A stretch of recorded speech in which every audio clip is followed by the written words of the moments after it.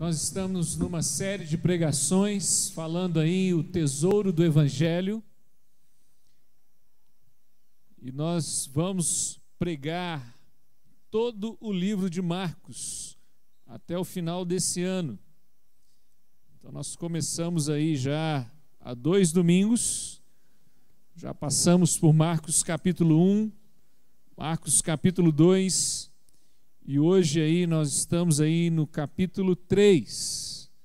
Então abra sua Bíblia aí em Marcos capítulo 3. Eu gostaria que você me acompanhasse na leitura do versículo 1 até o versículo de número 19. O texto diz assim: Noutra ocasião ele entrou na sinagoga e estava ali um homem com uma das mãos atrofiada.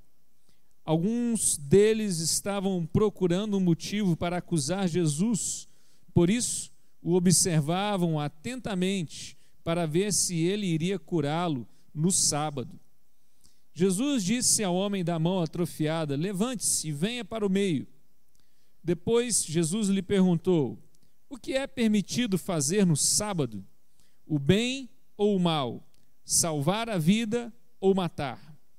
Mas eles permaneceram em silêncio. Irado, olhou para os que estavam à sua volta e, profundamente entristecido por causa do coração endurecido deles, disse ao homem: Estenda a mão. Ele a estendeu e ela foi restaurada. Então os fariseus saíram e começaram a conspirar com os herodianos contra Jesus sobre como poderiam matá-lo. Jesus retirou-se com os seus discípulos para o mar, e uma grande multidão vinda da Galiléia o seguia.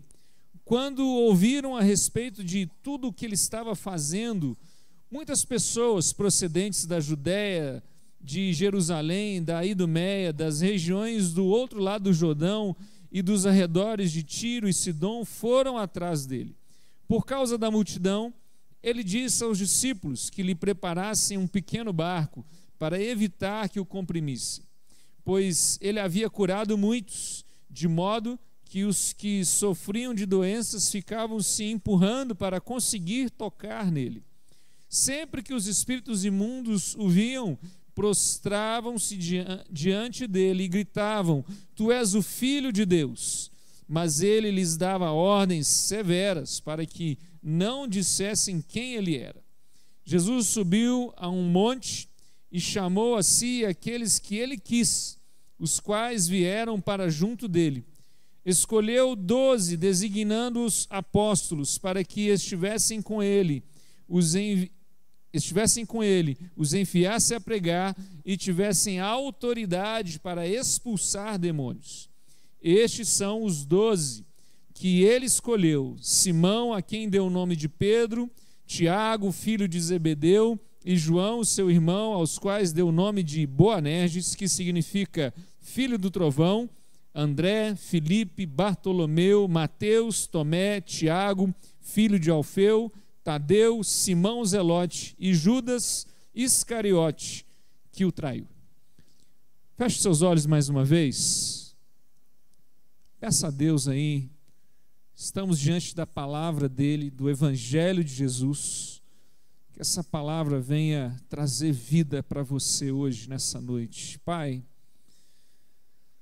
nós clamamos ao Senhor em nome de Jesus, que essa palavra, Deus, possa cair no nosso coração e que o Evangelho do Senhor Jesus, possa transformar a nossa vida na Tua presença nessa hora. Nós clamamos ao Senhor e pedimos pela Tua graça e pela Tua misericórdia. Em nome de Jesus é que nós oramos. Amém. Estamos então nessa série de pregações falando do tesouro do Evangelho. E uma pergunta assim que me veio à mente quando conversando com o pastor Jonathan a respeito, do que pregar, como seria essa série de pregações, Uma das coisas que veio assim à nossa mente é essa pergunta de qual é o evangelho que nós vivemos ultimamente?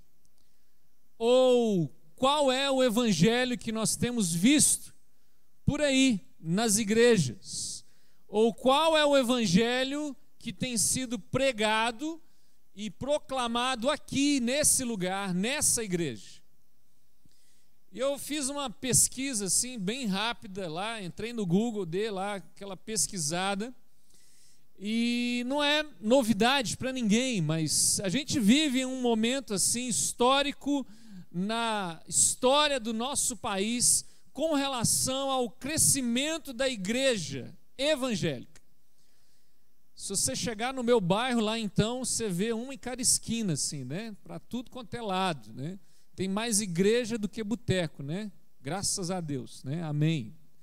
Mas existe aí um crescimento exponencial da igreja no Brasil. E esse crescimento da igreja no Brasil, ele traz, sim, algumas implicações sociais, com certeza, traz algumas implicações políticas, com certeza, traz algumas implicações econômicas, e existe uma mudança completa aí no cenário religioso brasileiro. A gente ouviu aqui, né, a Ieda falar, né, da questão missionária, a quantidade de missionários que a igreja envia, sustenta, mantém. E essa igreja evangélica brasileira, ela cresce até de forma assim assustadora. E isso traz sim uma grande transformação na realidade, na cultura brasileira, e tem uma influência muito grande na nossa história. Mas, ao mesmo passo que essa igreja cresce, avança, que essa igreja constrói, se multiplica, influencia, a gente também começa a ver uma profunda crise a respeito do evangelho. Quanto mais a igreja cresce, maior a crise a respeito do evangelho também cresce. Por isso que a gente resolveu falar sobre o evangelho. Por isso que a gente tomou essa decisão de passar um semestre inteiro pregando sobre o evangelho. Mas qual evangelho a gente está falando? De qual evangelho nós queremos conversar? Qual evangelho a gente quer pregar? A gente vai falar aqui de um evangelho, de uma experiência religiosa, mecânica, automática, às vezes baseado até num certo tipo de ignorância que as pessoas têm a respeito do evangelho. Você pode perguntar para um sujeito aí, né? E aí, por que você está vivendo aí nesse evangelho, tendo esse tipo de experiência, fazendo essas coisas que você faz? As pessoas não sabem responder. E aí você explica o evangelho, olha, mas o evangelho é assim, é desse jeito. E as pessoas concordam, não, é isso mesmo. Mas aí elas vão em um outro lugar e elas ouvem um outro tipo de evangelho e elas continuam concordando. E aí elas procuram lá o bispo e ouvem outro evangelho, elas continuam concordando. E aí elas procuram o apóstolo e ouvem outro evangelho e elas continuam concordando. E aí o pastor fulano dá uma palavra sobre um evangelho novo, revigorante, e elas continuam concordando. Afinal de contas, elas não sabem o que é o evangelho e por causa disso elas dão até dinheiro, porque elas não conhecem o evangelho.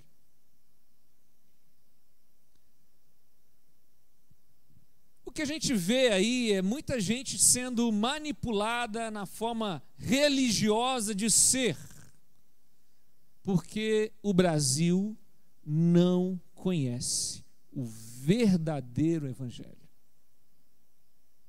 Uma igreja que cresce, que prega um evangelho que na verdade nós não sabemos qual evangelho é esse.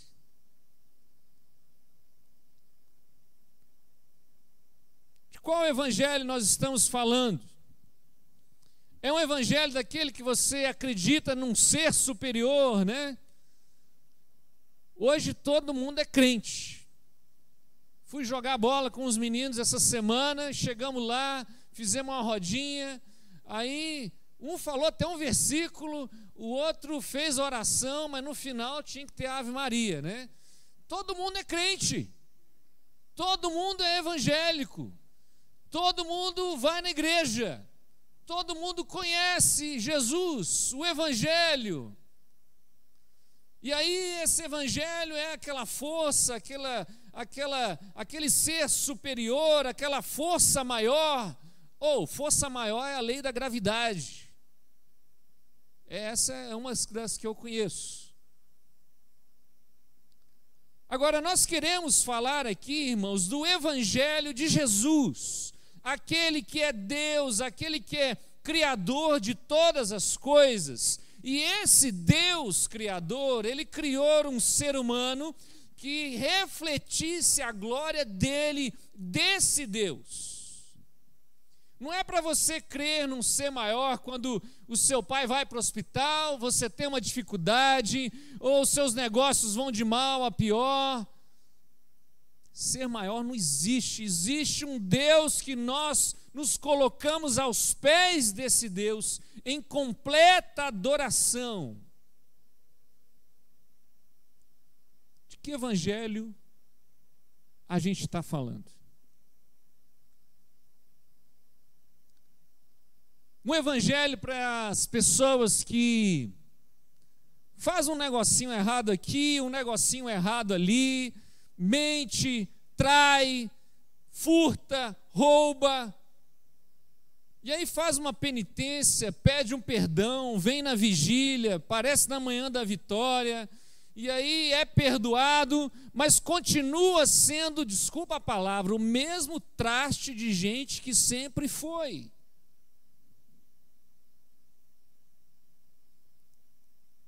Qual evangelho nós estamos falando?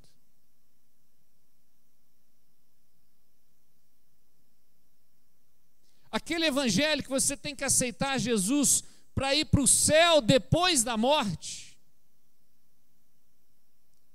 Cuidado, gente. Tem gente que, se for para o céu do jeito que está, não vai gostar do céu, vai pedir para ir embora,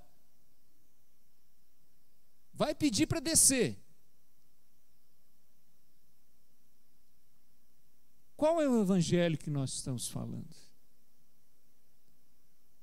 E eu posso perguntar, qual é o evangelho que nós estamos vivendo? Qual o evangelho que nós estamos compartilhando aqui nesse lugar? Qual o evangelho nós estamos vivenciando como igreja? Qual é o evangelho? E aí, à luz desse texto, eu não vou dar a resposta completa para você, porque nós vamos falar desse evangelho durante todo esse semestre. Nós já começamos há 2 domingos. Mas eu queria trazer para você 3 verdades a respeito do evangelho. Lê comigo aí, capítulo 3, versos 4, 5 e 6, que diz assim: Depois Jesus lhes perguntou: o que é permitido fazer no sábado? O bem ou o mal? Salvar a vida ou matar? Mas eles permaneceram em silêncio. Irado, olhou para os que estavam à sua volta e, profundamente entristecido por causa do coração endurecido deles, disse ao homem: estenda a mão. Ele estendeu e ela foi restaurada. Então os fariseus saíram e começaram a conspirar com os herodianos contra Jesus sobre como poderiam matá-lo. Primeira verdade sobre o evangelho que nós deveríamos viver, ou o evangelho que nós gostaríamos de pregar aqui, ou o evangelho de Jesus, é que esse evangelho é o evangelho do quebrantamento. Jesus vai aqui a uma sinagoga, uma igreja, um lugar onde as pessoas se encontravam para ler a palavra, para ter um tempo de adoração ali juntos, um tempo de comunhão. Jesus estava ali naquele lugar, era um sábado, o dia escolhido, o dia que Deus falou para que eles separassem, para que eles estivessem juntos ali, servindo, adorando e buscando ao Deus de Israel. Jesus vai então àquele lugar e ele encontra ali um certo tipo de pessoas que eles vão àquela sinagoga, não para ter um momento com Deus, não para receber algo do Senhor ali naquela hora, mas numa forma bem religiosa, para controlar tudo que deveria acontecer ali naquele lugar. Existiam umas regras, existiam alguns parâmetros, e aqueles homens vão ali naquele lugar, numa forma assim, bem religiosa, com um coração bem duro, ficam ali procurando alguma coisa, procurando algo que eles pudessem acusar Jesus ali naquele lugar. Irmãos, a gente precisa tomar cuidado com a religiosidade. Talvez essa seja uma das maiores iscas que o inimigo coloca na vida da igreja, é a religiosidade. Nós acostumamos, a gente começa a viver de um jeito, e a gente sempre foi assim, e a gente experimenta aquilo da mesma forma sempre, e se Deus fizer algo de diferente, não é Deus que está ali. Cuidado. E geralmente a religiosidade faz a gente ser pessoas assim, com um coração duro, um coração árido, pessoas ranzinzas, pessoas assim, carrancudas, pessoas que aparentam uma religiosidade, uma experiência profunda e firme com Deus, mas um coração extremamente duro, pois elas não percebem que é o próprio Jesus, o Filho de Deus, que está agindo no meio da igreja. Geralmente essas pessoas, elas estão acima de qualquer dúvida. Geralmente são aquelas assim, eu não participo dessa casta, essas pessoas aí são ruins, eu não sou iguais a elas, esse povo aí não é um povo que vive com o mesmo Deus que eu vivo. Elas até se separam, se excluem, fazem o seu gueto. Elas se escondem atrás das suas tradições religiosas e acham que por causa disso estão imunes, de algumas ações do mundo ou até do próprio Deus. Essas pessoas até mentem, porque elas não admitem que elas são humanas e são iguais a qualquer outra, mesmo aquelas que estão lá fora. E elas acham de que pelo fato delas não roubarem, pelo fato delas não fazerem nada de errado, terem um casamento certinho, não adorar nenhum outro ídolo, de que elas estão ok e elas já estão sendo aprovadas, e aí na verdade elas estão de olho, vigiando, prestando atenção, vendo o que vai acontecer ali, para ver se está tudo certo, para ver se está tudo ok, tudo de acordo com o script.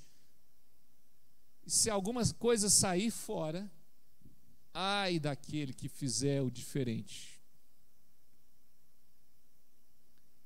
Irmãos, isso é preocupante. Isso é preocupante demais. Porque a dureza de coração não faz essas pessoas reprimirem o que foi curado.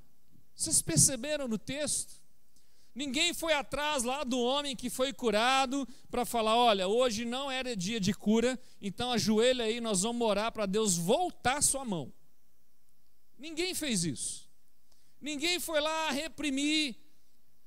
Essas pessoas de coração duro, elas estão reprimindo a própria ação do próprio Deus naquela igreja. Essas pessoas, elas estão procurando algo que elas pudessem, olha só o que diz o verso 6, conspirar contra o próprio Deus. Isso é o que a religiosidade faz com a gente.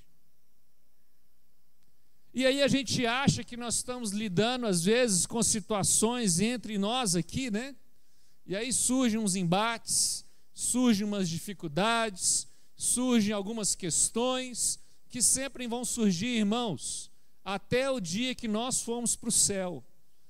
E aí, em vez da gente ter um coração quebrantado diante da ação do próprio Deus nesse lugar, nós nos endurecemos, porque nós achamos que somos donos da razão, estamos acima de qualquer suspeita e podemos julgar e decidir o que deve, o que não deve, até diante da ação do próprio Deus. Falta de quebrantamento faz com que a igreja comece a conspirar contra o próprio Jesus. Esse é o evangelho que nós queremos. Esse é o evangelho de Jesus.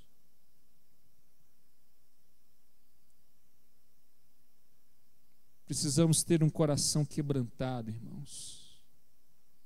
E quando nós vemos a ação de Deus, o mover do Senhor, quando a gente vê o milagre, a cura, a salvação, a libertação, que essas coisas possam ter mais valor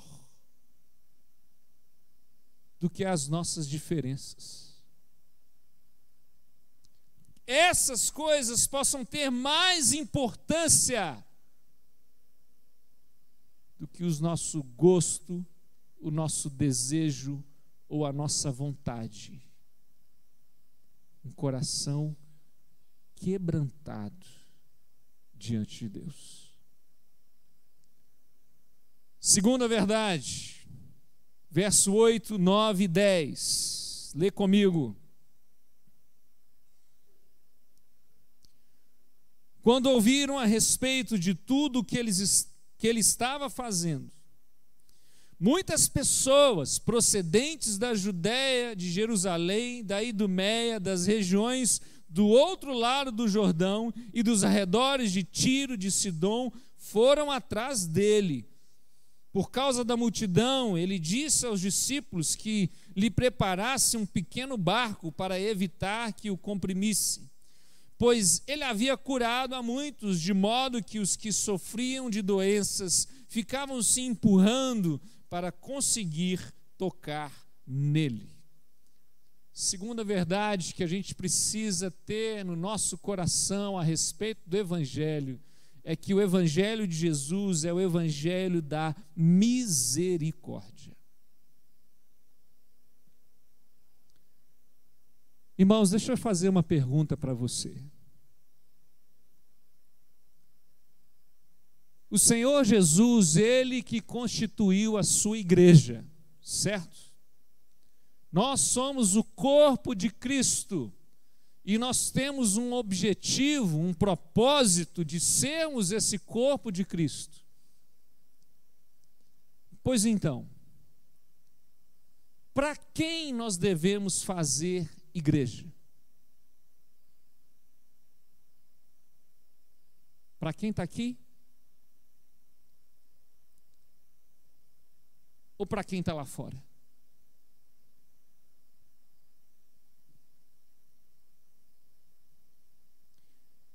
A gente tem que fazer igreja Para a gente ter um lugar para a gente ir todo domingo à noite? Ou para exercer misericórdia para aquele que precisa?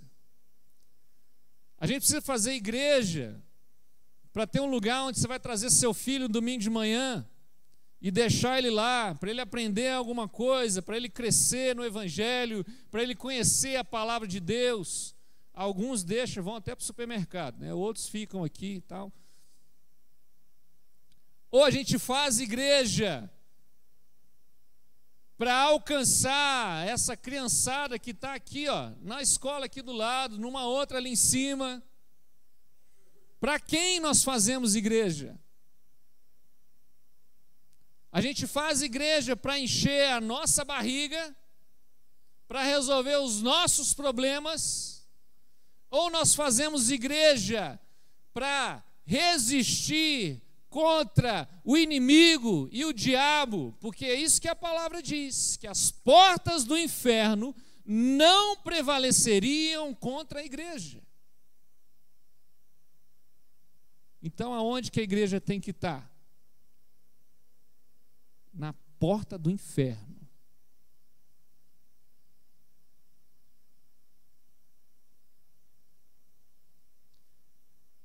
Alguns estudiosos dizem que essa palavra misericórdia que Jesus usa aqui no texto que nós acabamos de ler,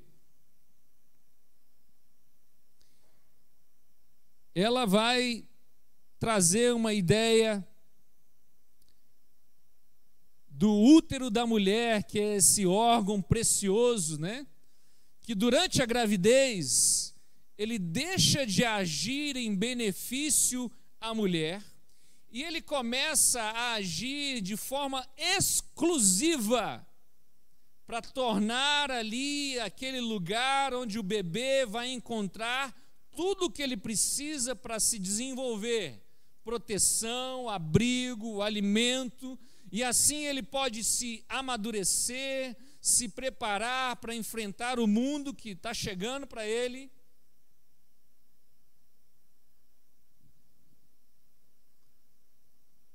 Então nós não fazemos igreja para nós mesmos. Nós fazemos igreja para aqueles que vão nascer de novo. Nós fazemos igreja para aqueles que vão ter uma vida, um encontro com Deus e vão nascer de novo.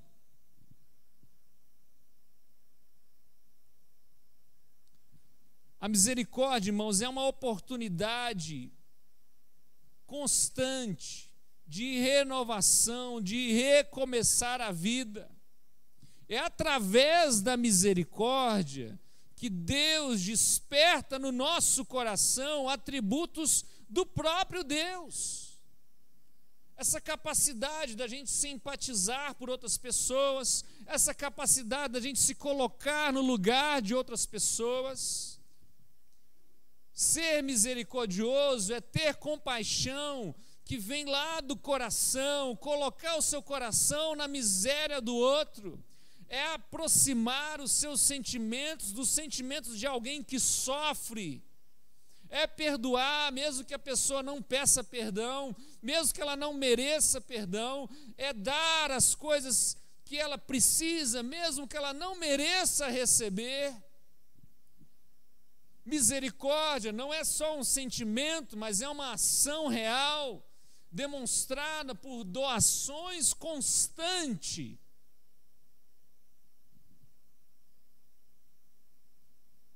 Misericórdia.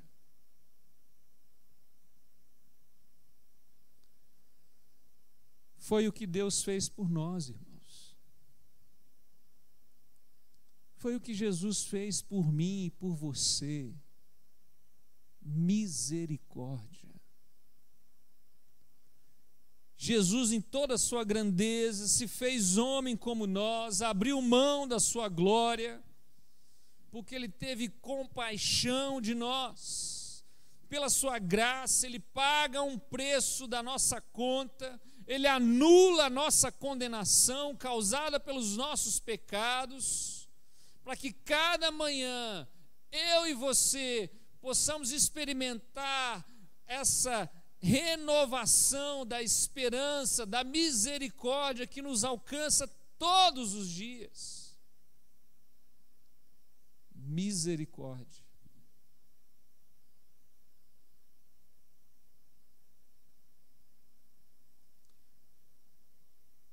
O Evangelho de Jesus, irmãos, é o Evangelho da misericórdia. Você é uma resposta de Deus àqueles que clamam por misericórdia. Você é a forma como Deus, de maneira prática, está amando quem precisa receber misericórdia.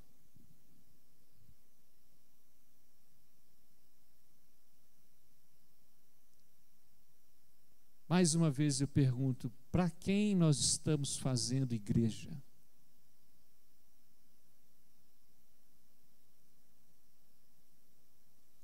Lucas 6,36 diz: tenham misericórdia dos outros, assim como o Pai tem misericórdia de vocês. Mateus 5,7: bem-aventurados os misericordiosos, pois obterão misericórdia. Irmãos, no Evangelho de Jesus, não basta ser bom, você tem que ser misericordioso.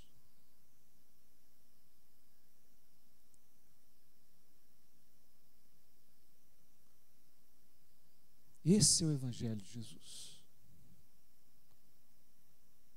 Aquele que alcança, aquele que faz igreja para os de fora, sem se incomodar,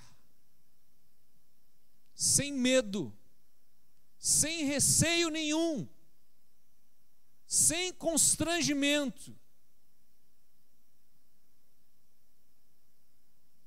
Misericórdia.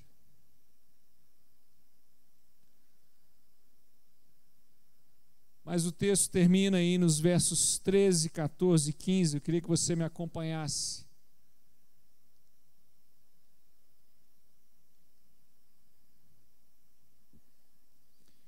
Jesus subiu a um monte e chamou a si aqueles que ele quis, os quais vieram para junto dele. Escolheu 12, designando os apóstolos, para que estivessem com ele, os enviasse a pregar e tivessem autoridade para expulsar demônios. O Evangelho de Jesus também é o Evangelho do chamado. Não sei se você sabe, naquela época de Jesus, as crianças eram colocadas ali para ser educadas, né, pelos mestres ali, os rabis, e de acordo com o desenvolvimento daquela criança, chegando numa determinada idade, se tomava uma decisão. Ou esse menino continua como um discípulo desse mestre, a fim de que ele venha ter, talvez, uma questão de ser um dos religiosos, os líderes do povo daquela época, ou então, em determinado momento, ele abria a mão daquilo para aprender o ofício da família. Então, se o seu pai era um pescador, você ia ser um pescador. Se o seu pai era carpinteiro, você ia ser um carpinteiro. E por aí vai. Eu fico imaginando como é que era o coração desses 12 homens. Porque nós estamos vendo aí, né? Passou as Olimpíadas, hoje já acabou. E a gente vê aqueles atletas, aqueles caras lá ganhando aquelas medalhas de ouro e todo mundo ovacionando eles, e eles aparecem na mídia, estão na televisão e tal, e a gente fica naquele desejo, né? Nossa, eu queria ter sido um atleta, eu queria ter corrida aí, né? Tem um lá que fez 40 anos, né? Eu acho que dá para ir na próxima ainda, né? Não sei, vou ver, quem sabe. Mas a gente vê ali, a gente fica com aquele sonho, nossa, eu poderia ter participado disso, feito aquilo. Eu fico imaginando na época de Jesus, o que bombava era você se tornar um daqueles mestres da lei. Esse era o negócio, entendeu? Esse era o lance. Era você, porque aí você estava por cima, né? A mídia ali da época, né? E tal. Eu fico imaginando esses homens aqui, esses 12. Quando Jesus chega para eles e diz assim: aqui, vem cá.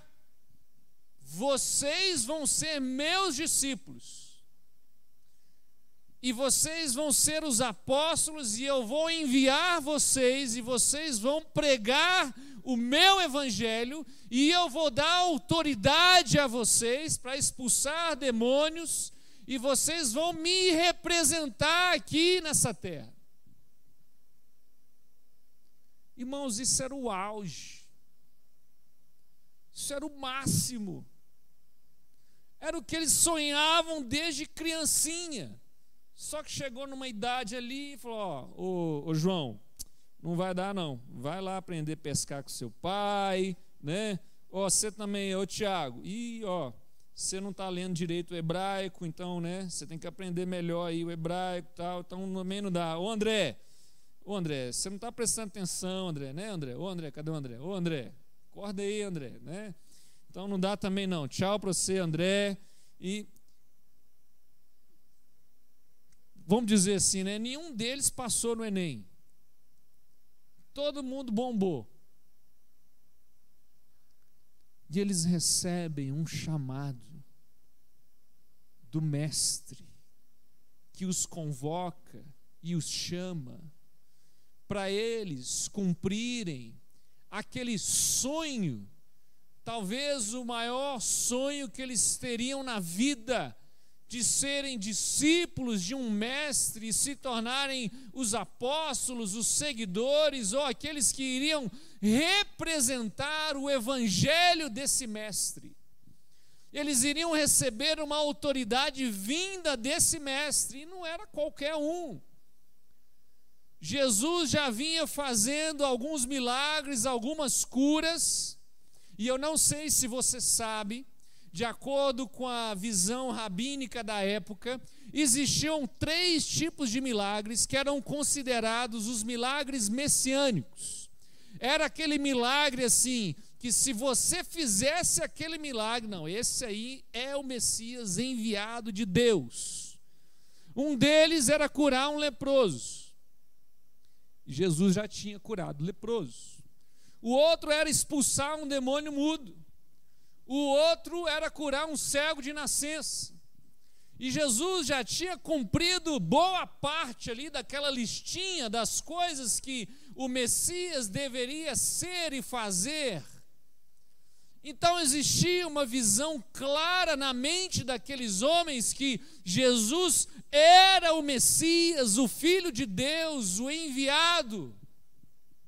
E eles se pegam assim, olhando um para o outro assim: o Jesus, o Messias, ele está me chamando, eu vou ser discípulo desse Jesus, o Filho de Deus, eu vou receber a autoridade desse Messias, eu vou proclamar o evangelho desse Messias, você.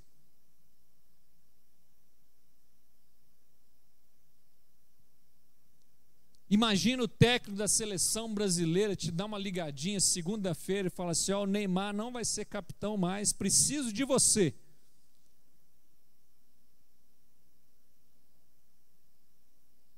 Né? Vou até na academia essa semana, quem sabe, né? Qual a expectativa que há no seu coração quando o Filho de Deus, o Messias, chama você para ser um discípulo, aquele que proclama o evangelho do próprio Deus.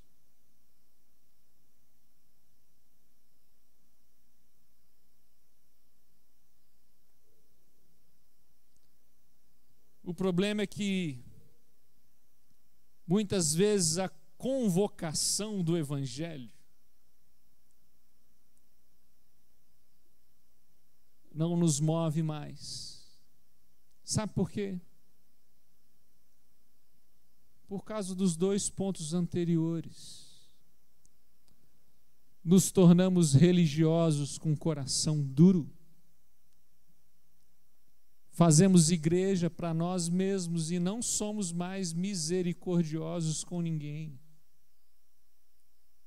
E aí, a mensagem do evangelho: ah, pastor,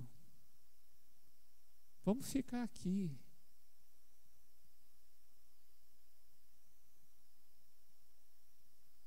Ela fica em outro plano.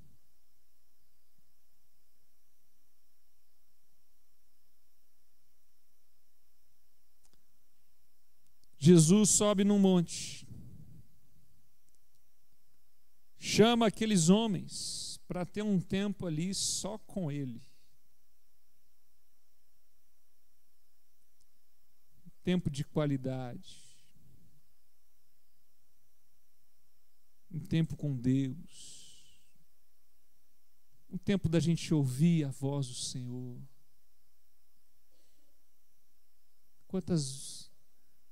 Tem quanto tempo que você não experimenta algo assim?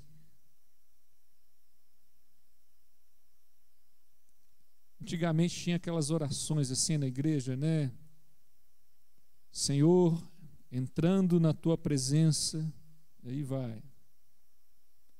Aí chegava um outro no meio do culto: Senhor, permanecendo na sua presença. Aí eu era criança, eu ficava esperando assim, quem vai ser o que vai fazer o final? Senhor, saindo da tua presença. Mas essa nunca tinha, né? Mas não é para ter mesmo.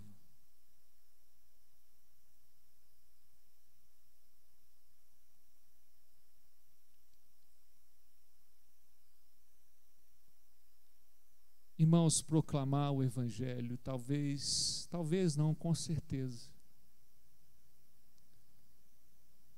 é a maior experiência de vida que você vai ter em toda a sua existência. Maior do que qualquer emprego, trabalho, medalha de ouro, prata, bronze. Porque quando proclamamos o evangelho de Jesus, nós estamos proclamando a salvação, a libertação e a transformação do próprio Deus na vida das pessoas.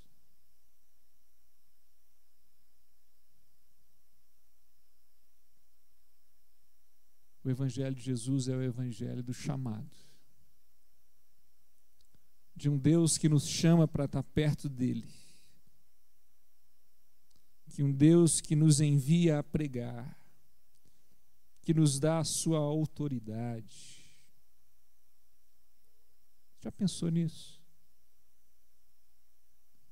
Que você tem a autoridade do Deus Todo-Poderoso em você.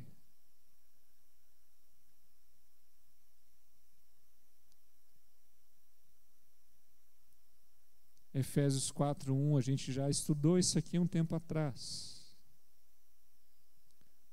Rogo-vos, pois eu, o preso do Senhor, que andeis como é digno da vocação com que fostes chamados.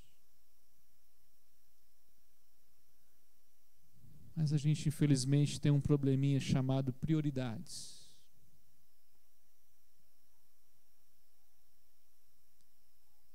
Quais têm sido as suas prioridades? Não, pastor, primeiro lugar Deus, segundo lugar meu time de futebol, terceiro lugar minha esposa, né? Dá um equilíbrio aí. Não, né? Pode não. Não.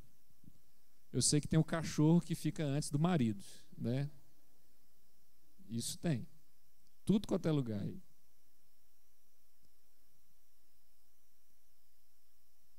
Mas você está vivendo para quê, irmãos? Você está vivendo para ganhar dinheiro? Você está vivendo para ser feliz? Você está vivendo para... Para quê que você está vivendo? O que está movendo o teu coração? O Deus Criador de todas as coisas tem um chamado para você. Para você experimentar algo assim que não tem como explicar.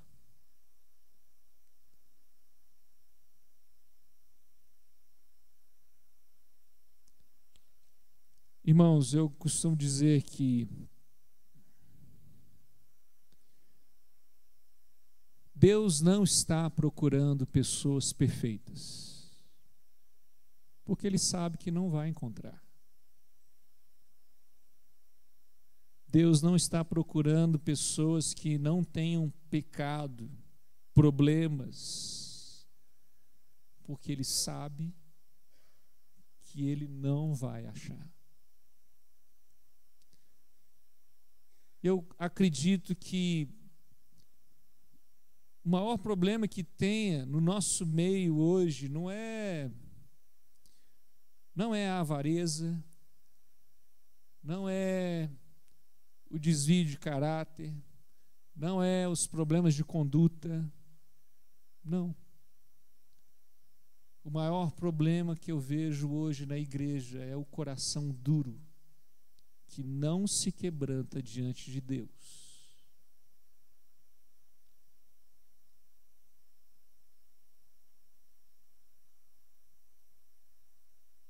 Porque quem santifica e purifica a igreja é o próprio Deus.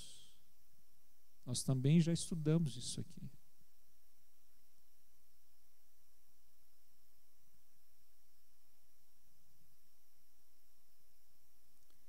Deus, Ele procura aí homens e mulheres que queiram viver o Evangelho, que queiram proclamar não a bondade do Evangelho, mas o Evangelho, que é o poder de Deus para gerar a vida. Sei que todos nós aqui temos a nossa humanidade, somos filhos de Adão, por isso a gente herdou a morte, mas pelo Evangelho de Jesus, nós herdamos a vida. Uma vida que deve ser uma vida quebrantada aos pés da cruz, uma vida que deve ser uma vida de misericórdia, que alcança os que mais precisam, e uma vida que cumpre um propósito, um chamado, que nos faz sentir completos. Esse é o Evangelho de Jesus. E eu queria te perguntar, você quer viver qual Evangelho? Nós queremos pregar aqui qual Evangelho? Qual o Evangelho que essa igreja deve proclamar? Qual o Evangelho? Baixa a sua cabeça, feche os seus olhos. Eu queria orar por você hoje.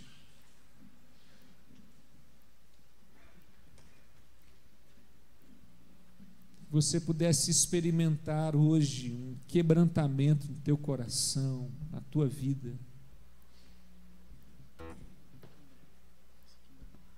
Que você pudesse arder no seu coração de novo esse olhar misericordioso.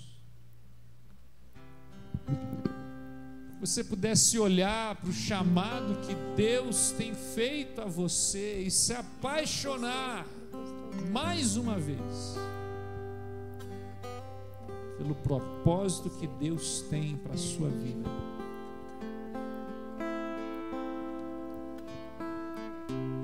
você possa ser pleno do Evangelho de Jesus, que é o poder de Deus, a salvação de todo aquele que nele crê.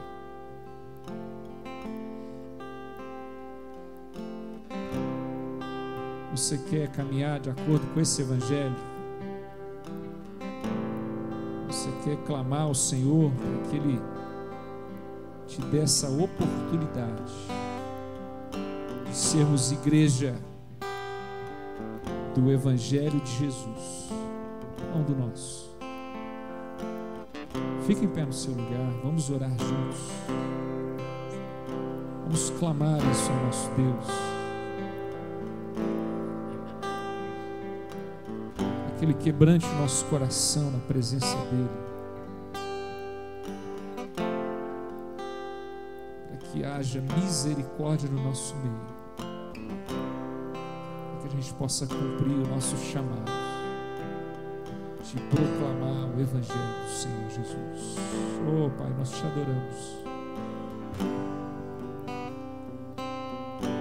adoramos, Senhor, porque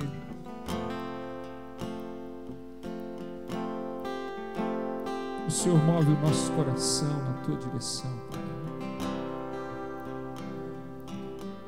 Isso nos quebra na tua presença. Nós queremos nos humilhar, sim, diante do Senhor. Temos um coração mole, quebrado, contrito. Molha, Senhor, os nossos olhos. Nos faz cair de joelhos na tua presença. Nos quebranta, Pai, para que a gente venha perceber a ação e a salvação do Senhor que há no nosso meio. Oh Deus, aquece a chama da misericórdia, Deus, para que a gente olhe lá para fora e a gente possa ir atrás, ó Deus, daqueles que precisam não só da mensagem do Evangelho, mas do socorro do Evangelho, mas da libertação do Evangelho. Oh Deus, abre as portas da tua igreja, Pai. Nos envia,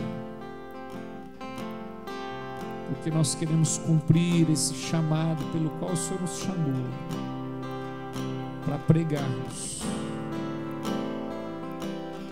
a tua verdade. E isso nos basta, isso nos completa. Tem misericórdia de nós, Deus. Nós clamamos ao Senhor.